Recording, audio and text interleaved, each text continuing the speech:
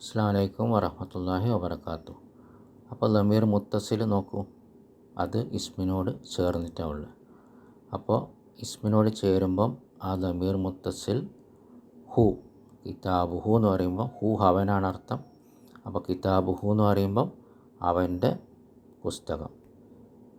അപ്പോൾ ഈ ഹു എന്താണ്, ഇൻ്റെ എന്നർത്ഥം വരുമ്പോൾ ഇതെന്താവും, എപ്പോഴും മുലാഫിലെ. അപ്പോൾ ഹു മുലാഫിലെ ആയതുകൊണ്ട് അതിൻ്റെ അടയാളം എന്തായിരിക്കും, മജ്റൂർ.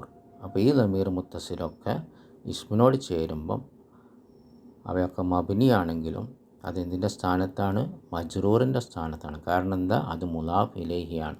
കാരണം കിതാബുഹു എന്ന് പറയുമ്പം അവൻ്റെ പുസ്തകം.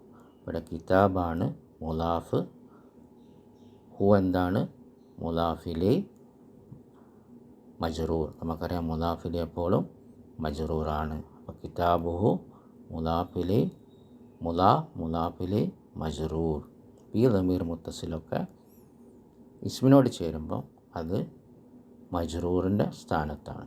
എല്ലാ ലമീറുകളും മുത്തസിൽ ഹു ഹുമാഹും ആഹുമാഹുന്ന കാക്കുമാക്കും ഹീക്കുമാക്കുന്ന യാ മുത്തക്കല്ലിംന മബ്നിയാണ്.